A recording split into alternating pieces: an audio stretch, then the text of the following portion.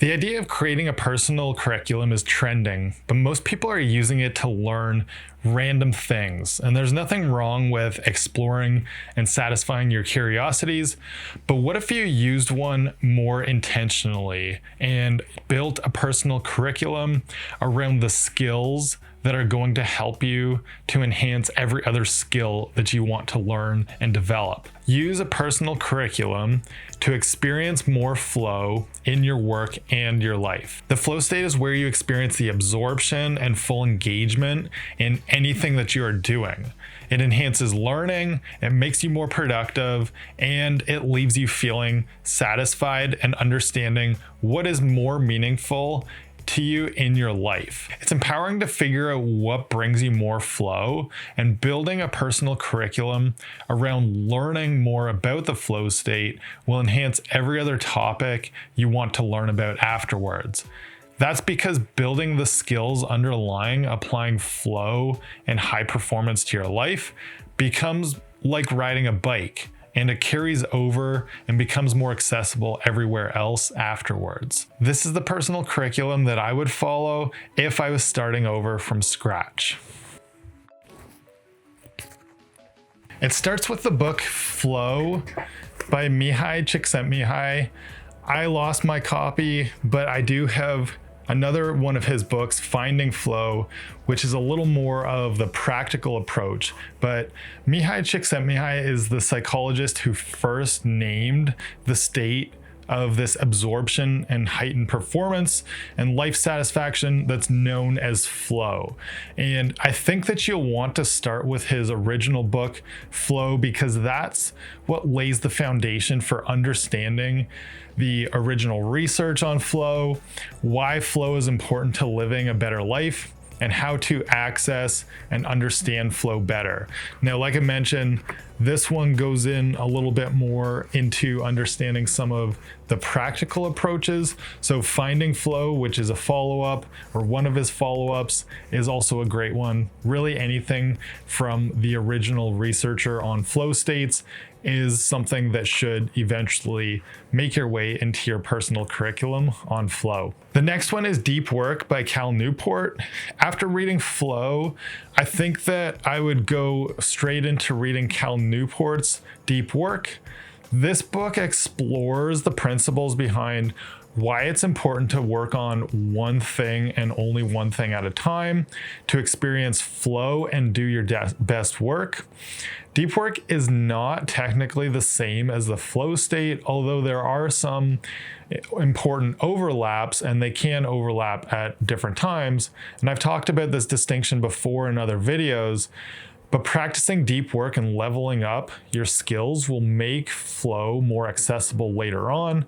They work together as a spiral of growth and continued progress. You know, at the core of deep work, and a quote that Cal Newport has from the book that I think really explains why it's so important is, for many, there's a comfort in the artificial busyness of rapid email messaging and social media posturing, while the deep life demands that you leave much of that behind. There's also an uneasiness that surrounds any effort to produce the best things you're capable of producing, as this forces you to confront the possibility that your best is not yet that good. After deep work, you may also want to read Peak before going any further into understanding flow triggers and applying the practical approaches of flow. This book covers the original research on deliberate practice, which is almost antithetical to flow, but it's an important distinction. Flow is that experience of effortless effort, where you push yourself ever so slightly beyond your capabilities, and deliberate practice stretches you and pushes you well beyond that. And both of these are important for skill development, learning, and personal growth. So I think that if you're building a personal curriculum around flow, it's important to know these distinctions so you can kind of identify when you're pushing yourself too hard or when you're in that sweet spot to really find flow. Another quote from this book that stood out to me that really explains the importance of it for performance is, Research has shown that generally speaking, once a person reaches that level of acceptable performance and automaticity, the additional years of practice don't lead to improvement. If anything, the doctor or the teacher or the driver who's been at it for 20 years is likely to be a bit worse than the one who's been doing it for only 5. And the reason is that these automated abilities gradually deteriorate in the absence of deliberate efforts to improve. And next up is The Art of Impossible by Stephen Kotler. Once you've read Flow and the other counterparts in reading Peak and Deep Work, The Art of Impossible is the modern masterclass for flow by understanding the cycle that we go through when experiencing flow and the triggers that make it possible to get into flow based on your own unique preferences and whatever circumstances or activities that you are finding flow in. This book puts everything together and provides the details for completing what it takes to build a high flow lifestyle, from creating a vision for your life and finding the right goals, to tapping into the flow state more, and then recovering the right way so that you can continue to progress and grow without burning out. And then one more bonus one, if you want to go deeper into Cal Newport's newer ideas, would be Slow Productivity.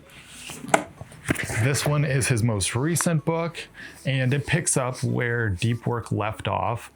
And I think that it's another essential part of the personal curriculum for flow to save yourself from burning out and to do your best work possible. In Slow Productivity, Cal goes into the importance of resisting the modern day notions of productivity when doing your best work, and how to implement a more sensible approach to save you from burning out. The core 3 principles that he talks about in this book that he goes into and explains why they're so important to doing your best work are to do fewer things, work at a natural pace, and obsess over quality.